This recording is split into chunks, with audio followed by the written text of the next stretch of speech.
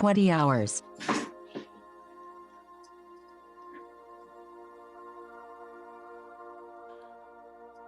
Vamos começar? 8 da noite. Então, primeiramente, eu gostaria de dar boa noite a todos. Boa noite. É uma alegria para mim, em especial, estar aqui de volta depois de um ano, mesmo de forma virtual, a gente está se reunindo novamente para nosso estudo das terças-feiras, né? Caso alguém esteja chegando pela primeira vez nos estudos, né? Nas terças-feiras nós temos o estudo do Livro dos Espíritos, nos primeiros 30 minutos, geralmente, e depois o estudo do Evangelho segundo o Espiritismo. Então, hoje, quem fará o Livro dos Espíritos será a nossa irmã Márcia. Ela vai falar de um tema muito interessante, que é a escravidão do ponto de vista espírita, os itens, as perguntas 829 e 830, né? Depois, nossa irmã Lúcia, a partir de 8h30, fará o Evangelho segundo o Espiritismo, do capítulo 24, Carregar a Cruz, itens 17 a 19. Meu nome é Rafael Corrêa, sejam todos bem-vindos. Então vamos fazer nossa prece inicial para passar a palavra para nossas irmãs, né? Então vamos elevar nosso pensamento ao alto, agradecendo a Deus e a Jesus por essa oportunidade de estarmos reunidos, mesmo virtualmente, para dar continuidade ao nosso estudo, nosso aprendizado na noite de hoje. Pai, muito obrigado mais uma vez por essa oportunidade. Rogo a Ti e aos amigos da espiritualidade que dê todo o suporte e auxílio às nossas irmãs palestrantes na noite de hoje, para que elas possam nos transmitir os ensinamentos e os temas propostos com paz, tranquilidade e harmonia. E que a noite de hoje transcorra na Tua paz e na Tua tranquilidade. Que assim seja. Sem mais delongas, vamos passar a palavra para a nossa irmã Márcia, que fará o Livro dos Espíritos. Obrigada, Rafael. É com você. Estou aqui muito feliz de encarar mais essa tarefa, né? A gente está aprendendo muito diariamente e eu espero aqui poder nos levar todos a refletir, né? Contribuir um pouquinho para estudar esse tema que tu já destacaste agora, que é extremamente importante, porque apesar de tudo é um tema, né? Escravidão que acompanha a humanidade desde há muitos anos e, infelizmente, hoje, nos dias de hoje, a gente ainda vê situações muito semelhantes, muito próximas à escravidão, né? E aí eu já gostaria de começar por aí. Eu vou ler a questão 829 e aí trazer umas reflexões para a gente sobre esse tema. Então, Allan Kardec pergunta aos espíritos nessa questão o seguinte: há homens que sejam, por natureza, destinados a ser propriedade de outros homens? E a resposta: toda a sujeição absoluta de um homem a outro homem é contrária à lei de Deus. A escravidão é um abuso da força e desaparecerá com o progresso, como desaparecerão pouco a pouco todos os abusos. Então, tem dois aspectos aí nessa resposta que eu queria explorar um pouquinho conosco aqui. Mas a primeira coisa que me ocorreu quando eu li essa questão, quando eu li o tema propriamente, porque é um tema, o capítulo 10 do Livro dos Espíritos está tratando da lei de liberdade. Então, a gente entende completamente a necessidade de se abordar esse tema de escravidão, né? Mas aí me ocorreu, como estava o contexto naquela época, o que levou Allan Kardec a fazer essa pergunta? Que eu imagino que ele questionou a espiritualidade em vários momentos e depois ele organizou essas respostas aos questionamentos deles sistematicamente, dando origem ao Livro dos Espíritos, né? Então, claro que ele, dentro desse capítulo da liberdade, ele colocou essas perguntas. Aí a primeira coisa que me aparece é que a escravidão ainda era muito presente na época do Allan Kardec. O Livro dos Espíritos foi publicado em Em 1856, a primeira edição, mas a segunda, já mais arrumada, que a gente adotou mesmo como a referência da doutrina espírita, em 1857. Aí eu olhei, dei uma pesquisada e vi que na França a escravidão foi abolida em 1848. Então, de 48 para 57, né, foi pouquíssimo tempo. Então, realmente, Allan Kardec, ele foi contemporâneo da situação de escravidão na França. E apesar de ter sido abolida anos antes, alguns anos antes da publicação do Livro dos Espíritos, nas colônias francesas a escravidão prosseguia, como nas colônias inglesas. Então, de fato, era uma realidade que ele convivia. Então, para isso, a gente entende como foi natural ele fazer esse questionamento. Então, em relação à resposta da espiritualidade, eu queria chamar atenção a dois aspectos. Primeiro, que ele fala, a primeira linha da resposta fala que é contrária à lei de Deus. Então, isso para a gente é muito natural. Mas se a gente for ler direitinho, a que lei de Deus ele estaria se referindo? Primeiro, a gente sabe, dentro desse capítulo, a gente está falando das leis morais e da lei de liberdade. Então, realmente, a gente consegue ver claramente a escravidão como sendo contrária à lei de liberdade. É uma lei natural de Deus, né? Mas, além disso, eu acho que tem uma lei mais importante, mais presente na nossa vida, que é a lei do amor. E é totalmente incompatível com você pensar em escravizar um irmão seu, né? E aí, eu lembrei, numa passagem de Marcos, no capítulo 12, onde, acho que todo mundo já lembra desta passagem, onde um doutor questiona Jesus sobre qual seria o maior mandamento de todos, né? E aí, o que Jesus responde? Amai ao Senhor, seu Deus, com todo o seu coração, toda a sua alma, todo o seu entendimento e toda a sua força. E o segundo mandamento é este: ame o seu próximo como a si mesmo. Não existe outro mandamento mais importante do que esses dois. Então, aí a gente já percebe que o amor, acima de tudo, é o primeiro mandamento da lei de Deus, é o mandamento universal nosso, né?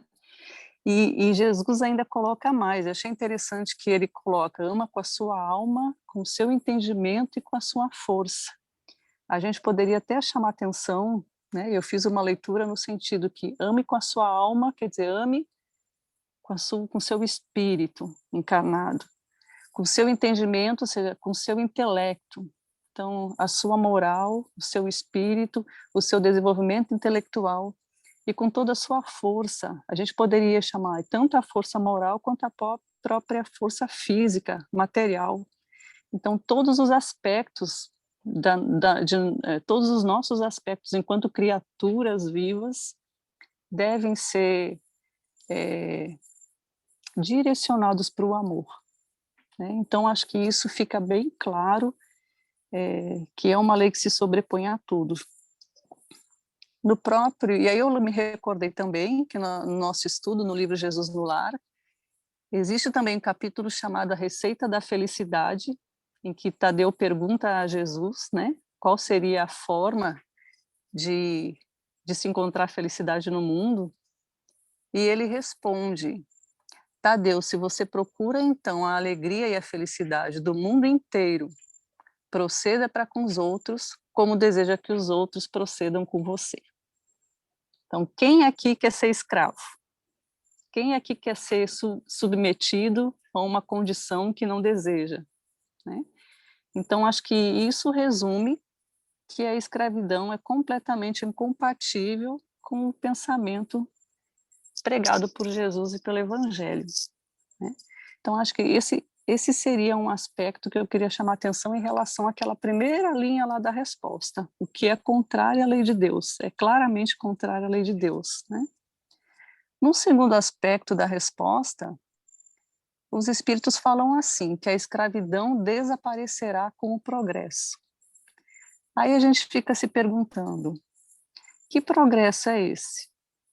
A gente acho que já falou em outros momentos que a nossa sociedade ela tem desenvolvido muito rapidamente até no sentido tecnológico e até social, nos países mais ricos, né? Então, a gente tem um desenvolvimento material muito bom. Em contrapartida, o nosso desenvolvimento moral ainda está aquém do que deveria, se nós formos comparar com o nosso desenvolvimento intelectual e tecnológico, né? E para nós, acho que fica bem claro que é esse desenvolvimento que a resposta está se referindo, né? A escravidão, ela vai terminar à medida que o nosso progresso moral se fizer, né? Que é ele que vai definir com que cada indivíduo, que eu imagino assim, nós estamos, enquanto seres encarnados, cada um tendo o seu objetivo reencarnatório, e cada um de nós está tendo um progresso. Quando cada um quando nós atingirmos todos, como aconteceu, na verdade, né? Graças a Deus, na nossa sociedade, a escravidão atualmente não é mais aceita. Então, quando nós chegamos a este ponto, em que os indivíduos começaram a perceber que a escravidão não era uma forma correta de se relacionar com o irmão, essas pessoas foram se tornando mais numerosas, até que, enfim, tiveram um reflexo na sociedade. Então, o grupo cresceu, então, como indivíduos, um pensamento acabou se apoderando da sociedade, até que se entendeu que moralmente não era aceitável a escravidão. Então, acho que é isso que que se coloca ali, que ela deve desaparecer com o progresso, né?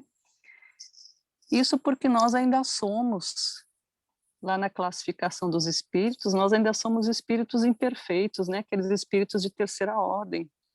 Nós ainda estamos no mundo de expiação e provas, caminhando para um mundo de regeneração, onde eu acredito que nós vamos ter aí o auxílio já de bons espíritos, aqueles espíritos de segunda ordem. E então a gente deve, de fato, acabar com esse tipo de situação no nosso planeta, que embora não exista oficialmente, extraoficialmente ainda existem essas situações, né? Mas mesmo assim, se a gente olhar para trás, a gente já consegue ver como a gente progrediu. Felizmente, hoje, no mundo inteiro, a escravidão ela é tida como uma coisa inaceitável, né?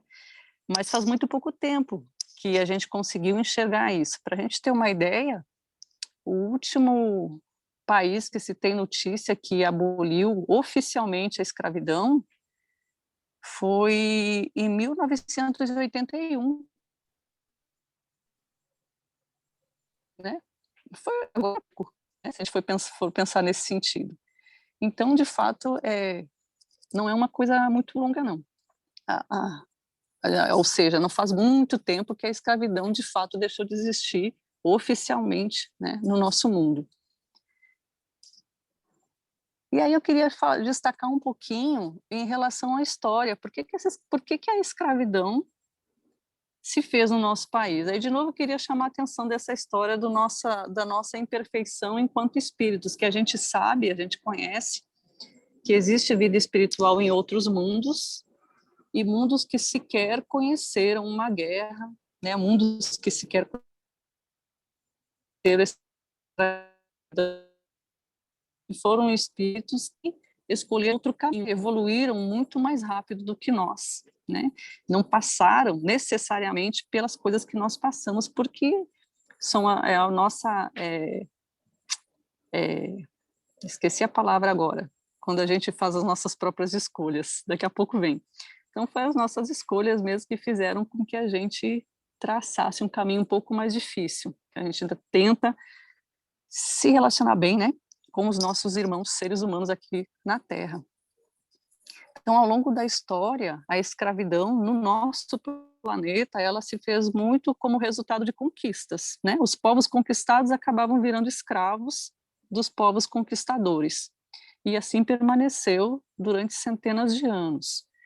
A gente via que em alguns locais, como em Atenas, em Esparta, havia uma relação muito forte da escravidão, a ponto até de que algumas pessoas elas eram escravas não necessariamente como condição de guerra, mas por serem devedores né? Isso, Kátia, livre-arbítrio, é isso que eu estava tentando me lembrar. O nosso livre-arbítrio nos conduziu por caminhos mais tortuosos, né? Mas faz parte da vida, a gente está aprendendo, né? É assim mesmo. E aí, bom, né, em Atenas tinha pessoas endividadas que vendiam a sua liberdade em troca de saldar a sua dívida. Existia essa condição também. Em Esparta, muitos escravos, os escravos não eram dos senhores, eles eram do Estado, então era uma coisa bem definida, né? Aquela classe escrava. E a gente bem sabe aqui na história do Brasil como a escravidão se deu, né? Até que finalmente em 1888 foi assinada a abolição da escravidão pela Lei Áurea, né? Mas infelizmente a gente sabe que ainda em alguns países condições análogas à escravidão existem, inclusive aqui no Brasil. Então isso assim, isso seria para a gente entender um pouquinho de que forma a escravidão se instalou. E desde Atenas, a escravidão a gente imagina que ela tem se originado lá no Oriente Médio. Mas se a gente considerar só da fundação de Atenas para cá, vão-se aí, sei lá, quase 4.000 anos. E a gente ainda está aprendendo a lidar com isso e tentar, de fato, tirar essa condição do nosso planeta, né? Então, eram esses dois aspectos que eu queria chamar a atenção em relação a essa primeira pergunta, a questão de ser contrária à lei de Deus e a questão que só o nosso progresso moral, principalmente, é que vai definir que a escravidão, de fato, desapareça aí do nosso planeta. Na questão seguinte, é colocada uma dúvida que eu achei muito pertinente, até porque tem a ver com um pouquinho com o que eu falei agora um pouquinho sobre a questão da escravidão com uma realidade social, né, nos povos antigos. Ela pergunta assim: quando a escravidão está nos costumes de um povo, os que dela se aproveitam são repreensíveis, visto que não fazem senão se conformar a um uso que lhes parece natural? Aí a resposta: o mal é sempre o mal. Podia parar aí a resposta, né? Já estava respondido tudo. Mas eles continuam, diz assim: e todos os vossos sofismas não farão com que uma ação má se torne boa, mas a responsabilidade do mal é relativa aos meios que se tem de compreendê-lo. Aquele que tira proveito da lei da escravidão é sempre culpado de uma violação da lei natural. Mas nisso, como em todas as coisas, a culpabilidade é relativa. A escravidão tendo passado nos costumes de certos povos, o homem pôde aproveitá-la de boa fé e como de uma coisa que lhe parecia natural.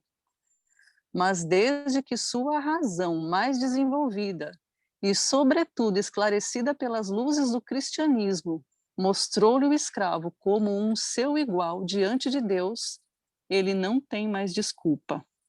Então, o final desta pergunta diz tudo. A gente já tem um entendimento, nós já fomos evangelizados, o Cristo já veio aí há mais de 2.000 anos nos mostrar que todos somos irmãos. Então, não existe mais desculpa, né, para a gente adotar uma situação dessas no nosso planeta. E aí que a gente pode ver, em relação aos textos bíblicos, em relação ao evangelho, a gente percebe também esta evolução no sentido de trabalhar uma condição social que existia naturalmente, né, como foi colocado ali, até uma mudança de visão e uma mudança de comportamento para reconhecer que aquilo não era uma coisa correta. Então, eu coloquei aqui, bom, os textos bíblicos já começam colocando a situação da saída do Egito para fugir da escravidão, né, a procura lá de uma terra melhor pelo povo hebreu. E também eu achei alguns textos no Antigo Testamento que destacam um pouquinho isso. Então, no livro Êxodo, tem um trecho que fala assim: se alguém ferir seu escravo ou sua escrava com um bastão e morrer sob suas mãos, seja punido severamente. Mas se sobreviver 1 ou 2 dias, não seja punido, porque é seu dinheiro. Então, aí já existe, embora ainda se veja o escravo como um bem, né, já existe uma coisa assim de é um bem, mas não é para ser tratado como um nada ou como um animal que pode ser morto sem que nada aconteça. No livro Deuteronômio tem um outro trecho que fala assim: quando um de seus irmãos, hebreu ou hebreia, for vendido a você como escravo, ele servirá a você durante 6 anos. No 7º ano, você o deixará ir em liberdade. Então, aqui já está colocando a escravidão como algo que vai ter um tempo para finalizar. Né? Então, já é uma visão já diferenciada, para não considerar que aquela pessoa seria um escravo durante toda a sua vida. E no Novo Testamento eu destacaria as cartas de Paulo a Efésios, aos Colossenses e a Filemon, e aí a gente já vê uma outra postura. Aí Paulo já vem pregando o evangelho do Cristo. Então, em Efésios, no capítulo 6, Paulo aconselha os escravos a servirem de boa fé aos seus senhores, do mesmo modo que aconselha aos senhores tratá-los bem, pois ambos têm o mesmo Senhor que está no céu. Então, nesta carta aos Efésios, Paulo já semeia a ideia de que são iguais. O senhor e o escravo devem ambos se tratarem bem, porque ambos têm um Senhor que está no céu. Então, já trabalha a igualdade. Na carta aos Colossenses, Paulo diz mais, ele diz: senhores, tratem seus escravos com justiça e igualdade, sabendo que vocês também têm um Senhor no céu. Então, ele já fala justiça e igualdade, ele já deixa bem claro. E na carta a Filemon, quando ele já está preso, Paulo pede que Filemon acolha um escravo fugitivo, Onésimo, que tinha se convertido ao cristianismo. E ele fala o seguinte: agora você o terá não mais como um escravo, mas muito mais do que escravo. Você o terá como um irmão querido. Ele é querido para mim e o será muito mais para você, seja como homem, seja como cristão. Então, aqui Paulo já deixa de falar de um igual para falar um irmão. Então, ele de fato, ele aproxima o escravo, ele termina com essa diferença. Somos todos irmãos. Né? Então, nesses exemplos, a gente vê, ao longo dos textos bíblicos, desde o Velho Testamento até o Novo Testamento, essa tentativa, essa mudança aos poucos do pensamento, no sentido de deixar de ver a escravidão como algo natural e perceber que não se faz esse tipo de, não se trata um irmão, né, desta forma, não pode ser assim aceito. O espiritismo em relação à escravidão. Eu achei interessante, que eu não sabia, mas eu encontrei uma dissertação de mestrado da Universidade Federal Fluminense, cujo título é Intelectuais Espíritas e Abolição da Escravidão, os projetos de reforma na imprensa espírita, isso no Brasil, né? E aí ele chama a atenção de 3 intelectuais que nós já ouvimos falar bastante, que eles foram muito, se destacaram muito nos anos 1870, 1880, então vejam, muito dentro do movimento abolicionista, que foram Antônio da Silva Neto, Adolfo Bezerra de Menezes Cavalcante e Francisco Bittencourt de Sampaio. Então, Antônio Neto e Bezerra de Menezes tinham eram políticos, né? Conseguiam ter um acesso à corte, se interessaram muito pelo espiritismo, pelo livro de Allan Kardec, que havia já sido traduzido para o português, e Bittencourt Sampaio também era um poeta, também tinha falava bem, né? Era bem conhecido também na corte, e eles, com a sua influência, publicaram vários textos na época, na imprensa, nas revistas do Cruzeiro, a Gazeta, defendendo a abolição da escravatura à luz do espiritismo, pregando não só politicamente, porque eles também se engajaram nas discussões políticas, né, na questão social, que era importante substituir o trabalho escravo pelo trabalho assalariado, mas também defendendo o lado espírita, que não era cristão você manter a escravidão. Então, foi muito importante que eles, de fato, se envolveram e publicaram, nesta época, vários textos, e também festejaram muito a assinatura da Lei Áurea, né, em 1888. É importante. Então, claro, é que o movimento espírita na corte, movido por esses intelectuais, debateram várias reformas necessárias ao final da escravidão. Né, e teve várias publicações nessa época, também nas revista O Reformador, que era uma revista espírita, há vários textos em relação a isso. Por fim, eu queria chamar a atenção de um outro aspecto, não seria assim o aspecto dessa escravidão como a gente está habituado a ver, que está muito relacionada à mão de obra, de trabalho, né? Mas uma escravidão que a gente vem discutindo, acho que mais nos tempos mais atuais, nos tempos mais modernos, que é a escravidão psicológica, que está fazendo muito mal, faz muito mal às pessoas, né, a nós como seres humanos. E a escravidão psicológica, por que ela está relacionada? Quando o tolimento da vontade da pessoa, em função de culpa, de arrependimentos, de vergonhas, de baixa estima, e muitas vezes por conta de um comportamento de esperar que o outro mude para que você então mude. Então aquelas pessoas se tornam escravas de uma situação. Assim, olha, eu sou muito infeliz, eu só vou me realizar quando o meu chefe me tratar melhor. Eu só vou me realizar quando o meu emprego mudar.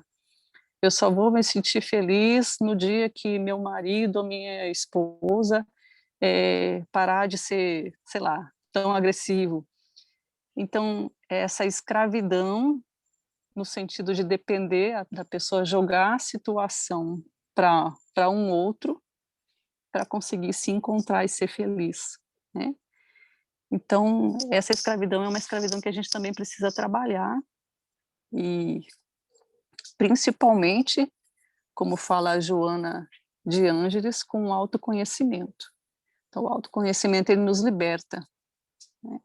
E aí, que ela fala da individuação, né? A Joana de Ângeles fala que a individuação é quando a gente consegue ter um amadurecimento psicológico impulsionado pelo nosso ego, pela nossa identidade, e isso leva à nossa libertação. Então, que o nosso crescimento ele seja de dentro para fora. A gente se autoconhece, aprende a ver nossas limitações e assim a gente se liberta. E aí nós não vamos esperar, nós não vamos depender de ser felizes por conta de outrem. Então, eu não vou deixar de ser, sei lá, não só feliz, né, mas, digamos, eu não vou deixar de ser raivosa só quando a minha família for toda harmoniosa, toda carinhosa, todo mundo na minha casa ficar sempre em paz, né? Isso não vai acontecer, né? Eu tenho que aprender a encontrar harmonia dentro de mim, vivendo na situação que eu vivo, com as pessoas que estão ali se desenvolvendo, crescendo, evoluindo, né, no meu ambiente, no meu conhecimento, nas pessoas com as quais eu me relaciono. Então, neste ponto, seria um aspecto que eu queria chamar atenção aqui no final, né? Não só a escravidão do trabalho, mas também essa escravidão psicológica, que é importante a gente trabalhar dentro de nós, a não necessidade de esperar soluções externas para trabalhar os nossos conflitos, né? Da gente trabalhar o nosso conhecimento e encontrarmos a nossa libertação. Eu acho que eu esgotei o assunto, se alguém quiser fazer algum comentário, senão eu posso retornar a palavra aí para Rafael. Alguém quer fazer alguma pergunta, algum comentário? Então, Márcia, obrigado pelas suas colocações. Agradeço também. Nos trouxe reflexões muito boas, certo? Então, vamos passar a palavra para a nossa irmã Lúcia com o tema Carregar a Cruz. Lúcia, é com você. Muito obrigada. Bem, esse é o capítulo 24, né? São 3 itens do capítulo 24, que fala sobre não pôr a candeia debaixo do alqueire. E nesse item, ele fala sobre carregar sua cruz. Quem quiser salvar a vida, perdê-la-á. Ele diz: benditosos sereis quando os homens vos odiarem e separarem, quando vos tratarem injuriosamente, quando repelirem como mal o vosso nome por causa do Filho do Homem. Rejubilai neste dia e ficai em transportes de alegria, porque grande recompensa vos está reservada no céu, visto que era assim que os pais deles tratavam os profetas. Isso está em Lucas, capítulo 6, versículo 22 e 23. Aí continua.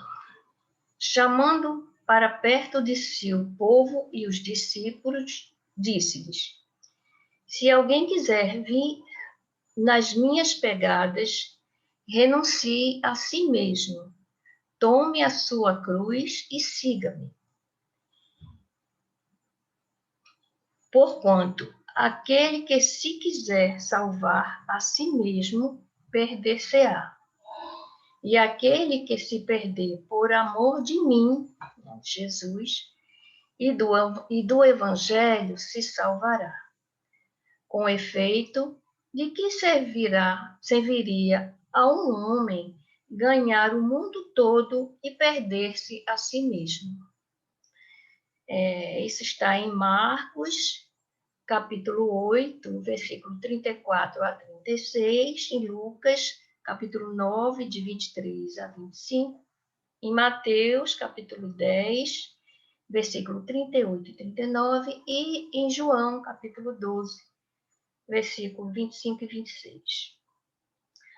Aí vem os comentários de Kardec. Rejubilai-vos, diz Jesus, quando os homens vos odiarem e perseguirem por minha causa, visto que sereis recompensados no céu. Podem traduzir-se assim essas verdades. Considerai-vos ditosos quando haja homens que, pela sua má vontade para convosco, vos deem ocasião de provar a sinceridade de vossa fé. Porquanto o mal que vos façam redundará em proveito vosso. Lamentai-lhes a cegueira, porém não a maldizeis, não a maldigais. Depois acrescenta: toma a sua cruz aquele que me quiser seguir.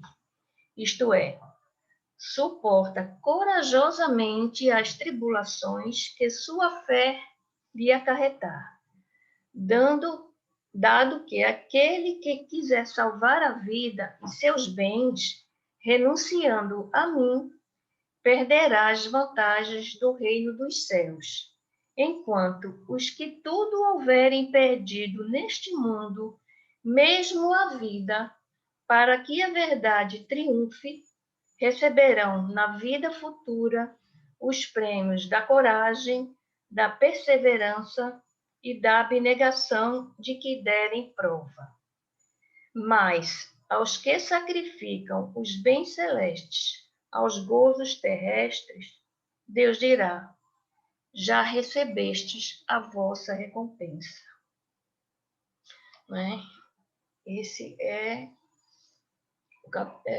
2 itens do capítulo 24. Né? Carregar sua cruz, quem quiser salvar a vida, perdê-la-á.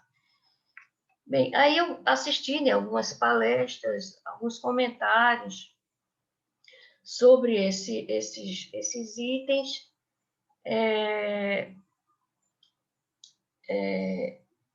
Vi na internet, né, alguns vídeos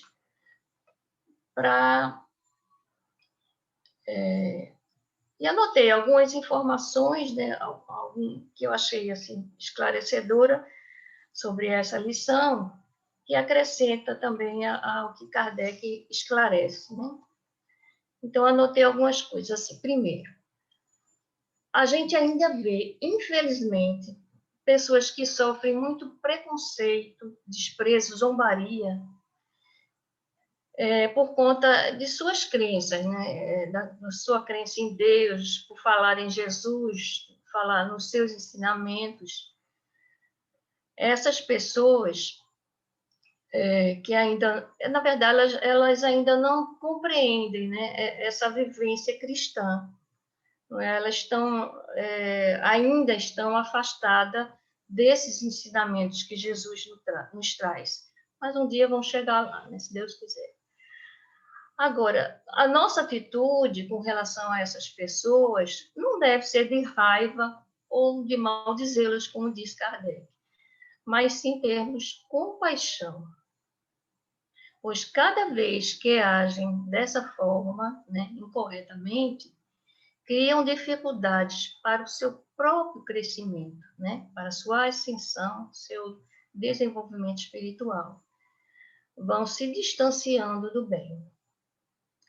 Devemos perdoar e lamentar por essa atitude que o irmão procede, pois quanto menos sentimentos negativos tivermos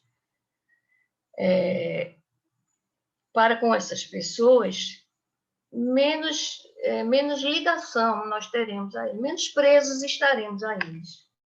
Isso assim, não ficar nessa sintonia, né, do ódio, da raiva, tentar afastar e orar por essa pessoa para que ela consiga o mais rápido possível, né, atingir esse conhecimento tão maravilhoso de Jesus, que isso vai fazer bem para ela e para quem convive com ela também, né, com essas pessoas. Então, devemos ser firmes, né, convictos do que falamos e acreditamos, que a gente acredita que essa vida é transitória, a verdadeira vida é a vida espiritual e que as questões morais são muito importantes, pois trarão benefícios duradouros e eternos, para que sejamos cada vez mais felizes, né? Essa é a nossa aquisição, né? Vai ser a nossa bagagem que a gente vai utilizar nessa vida e nas vidas futuras, não é verdade? Agora, a gente colocar essas coisas sem fanatismo, né? Tentar falar com humildade, com convicção, tudo bem, mas sem querer impor esse aprendizado que a gente teve, né? Porque para não se tornar uma coisa fanática, né?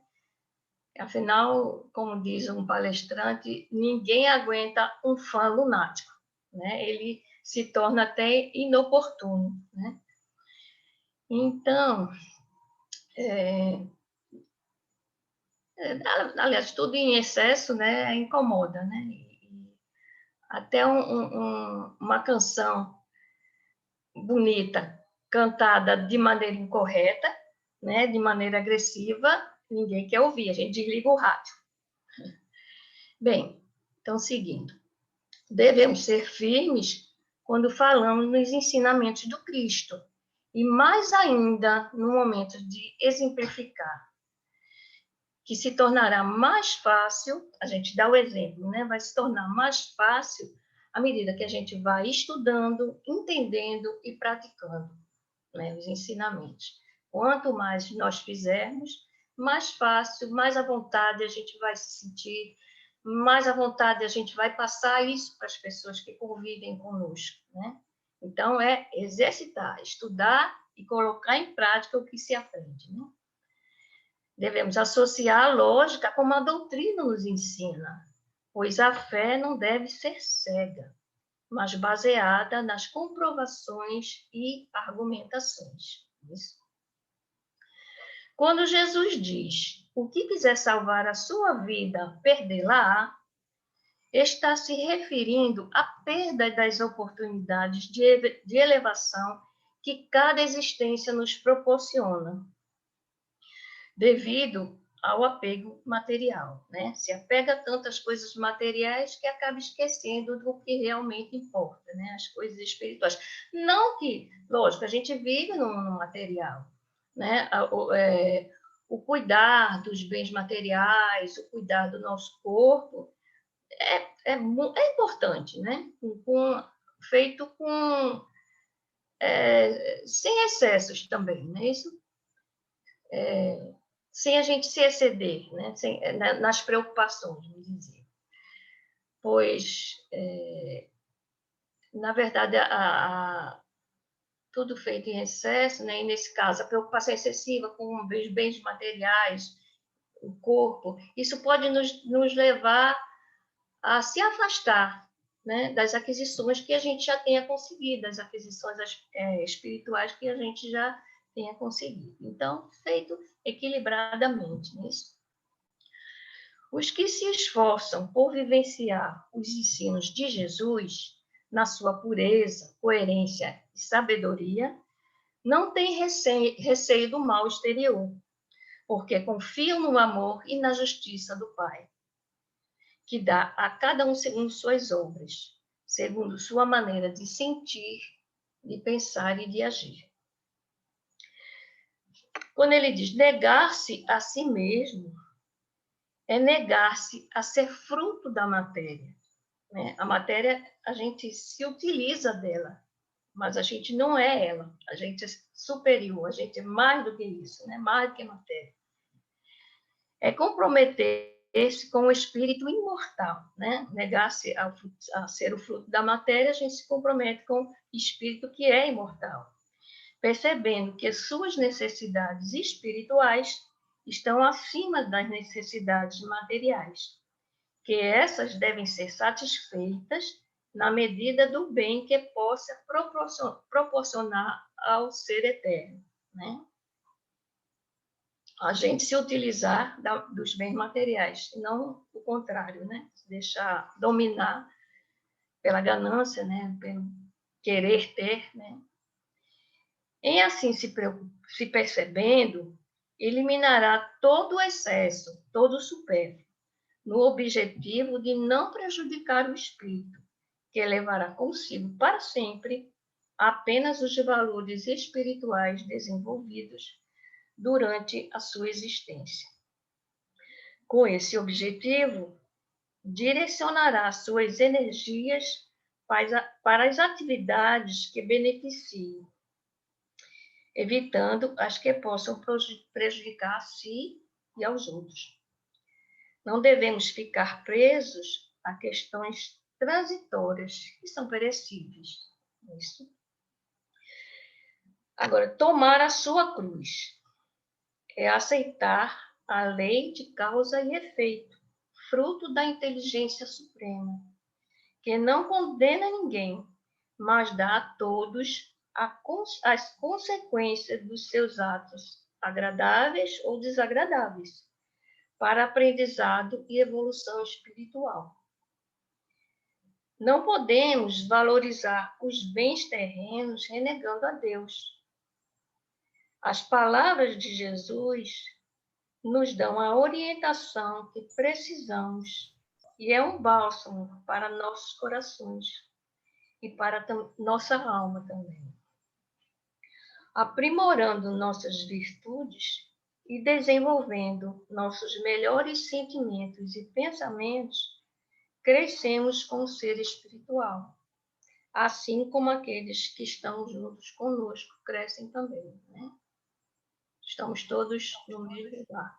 Então, o que é bom para a gente vai ser bom para aqueles que convivem conosco, né? E o oposto também, né? Se for ruim para a gente, também.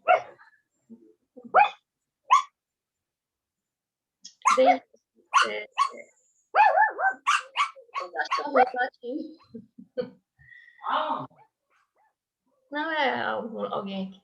Bem, foi essas anotações, né? Esses esclarecimentos, esse entendimento que eu tive, né, com relação a esse capítulo, a esses itens. E, assim, quem quiser acrescentar, né, para enriquecer mais esse tema, fique à vontade. né? Me É isso. permite um comentário? Alô, estão me ouvindo?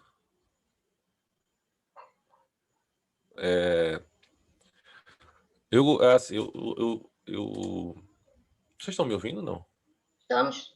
Ah, então, sim. Eu tive um probleminha aqui no momento e perdi o sinal.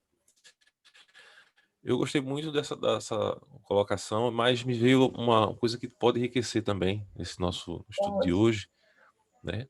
Que é quando ele diz assim: lamentai-lhes a cegueira, porém não os maldigais. Porque, infelizmente, aí não vamos nos colocar como pessoas elevadas em relação ao nosso próximo. Nós estamos todos, como nós sabemos, no mesmo barco, né?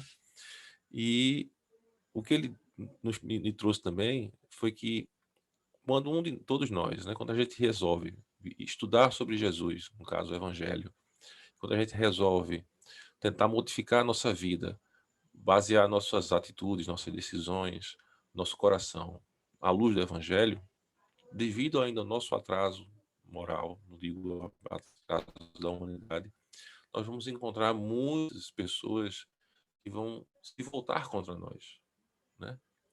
Ridicularizar, agir até com violência, né? E isso é normal, infelizmente, que é fruto exatamente do nosso nível moral.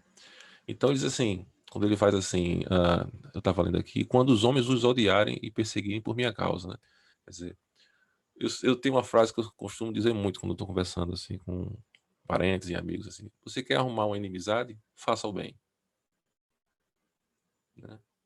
Isso demonstra, na verdade, que todos nós temos ainda muito para progredir no ponto de vista moral, né? Já fazendo um gancho no que nossa irmã Márcia falou lá atrás, né? Nós tínhamos ainda a percepção de que, ainda temos às vezes a percepção que o nosso irmão, nós somos melhores que o outro, né? Podia até ter o outra pessoa como dono. Então, o Evangelho nos traz uma luz muito grande sobre esses assuntos, né? E que a gente entenda que não só a espiritualidade às vezes fica com raiva, né, das nossas atitudes, mas até pessoas próximas, quando a gente resolve mudar e seguir o caminho de Jesus, isso vai acontecer normalmente. E aí ele dá um ensinamento muito importante para a gente, é que a gente, quando sofrer, digamos assim, essa perseguição, ou o que é que seja, né, que a gente não cometa o erro de maldizer o nosso próximo, que a gente compreenda, né, que é uma limitação da humanidade. E todos estamos juntos, como você bem falou, né? O que é bom, a gente tem que ajudar as pessoas, né? Então, o que vai ser bom para mim tem que ser bom para o próximo também, né? A gente tem que chegar nesse patamar. Então, basicamente era isso que eu queria contribuir. Mais alguém quer fazer algum comentário?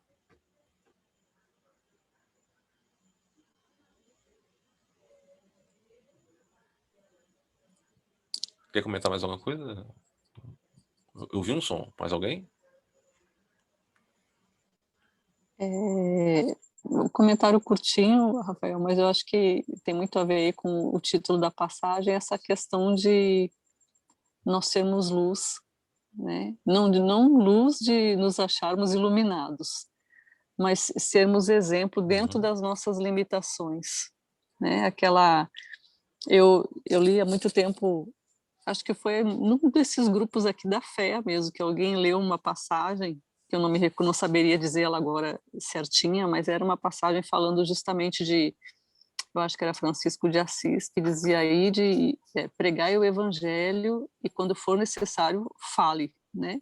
Ou seja, pregue com seu exemplo, né? Das Seja ações. essa luz que fique lá no alto para mostrar, através das ações, como a gente deve fazer o bem, né? Acho que é por aí também, né? Fazer esse gancho com não maldizer aquele que ainda não entende e servindo isso como exemplo quando você mostra que você não ficou com raiva, que você entendeu, até aquelas pessoas que muitas vezes nas nossas famílias, nos nossos relacionamentos de trabalho, quantas vezes já não aconteceu de alguém comentar: como é que tu não revidou depois fulano falou aquilo?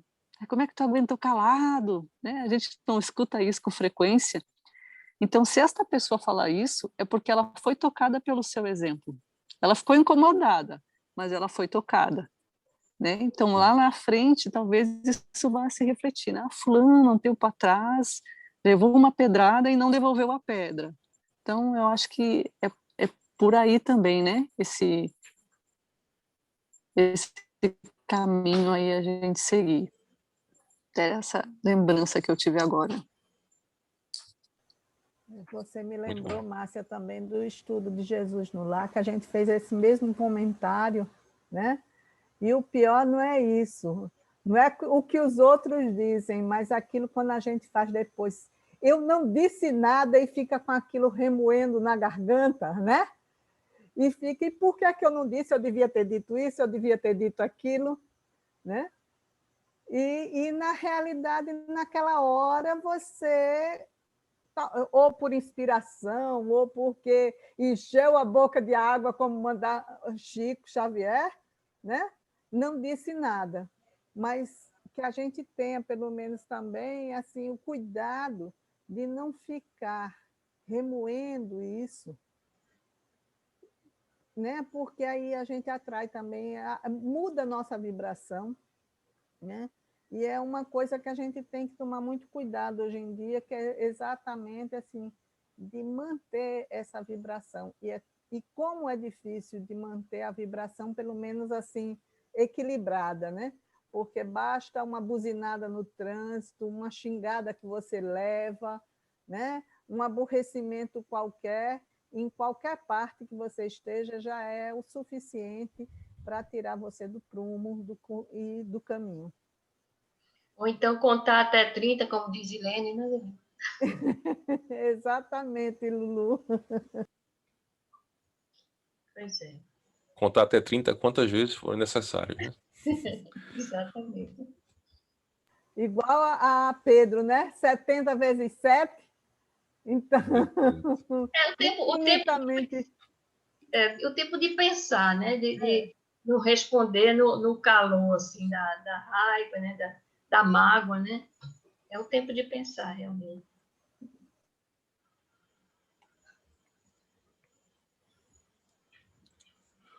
Pronto. Mais alguém gostaria de fazer um comentário? Não? Alguma coisa mais a acrescentar, Lúcia? Não, Rafael, já disse tudo e então, complementar. Você complementou exatamente. Obrigada. Não, eu agradeço, a gente é que agradece suas colocações. Então, hoje a gente teve a oportunidade de estudar um pouco, né? Começar nosso estudo, entrar em contato com a questão da lei de liberdade, né? Que é falando relativo à escravidão, né? Mostrando a importância da lei de liberdade e do amor, e que a gente normalmente, com o tempo, a gente vai passar a praticar isso mais verdadeiramente. E Lúcia nos trouxe que, de certa forma, parece até um complemento, né?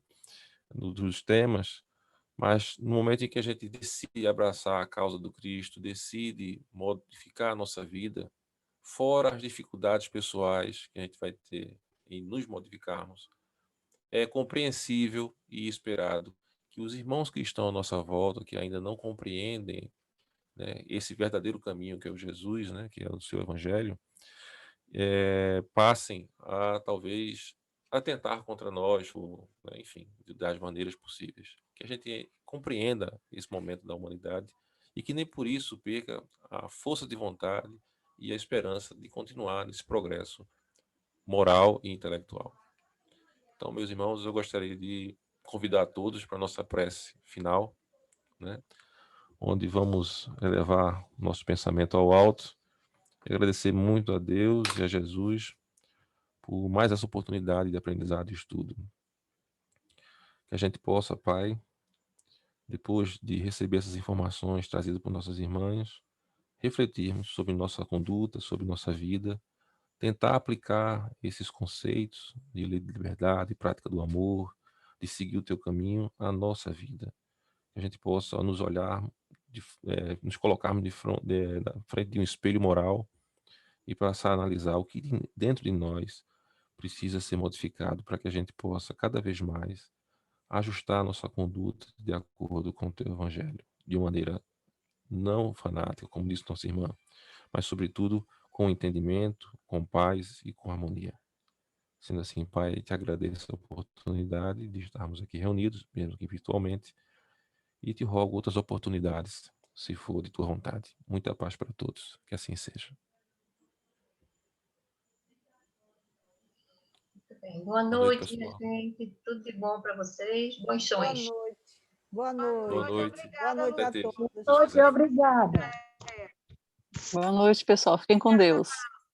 Tchau, Boa Rafael. noite, Tchau, meninas. Tchau, tchau.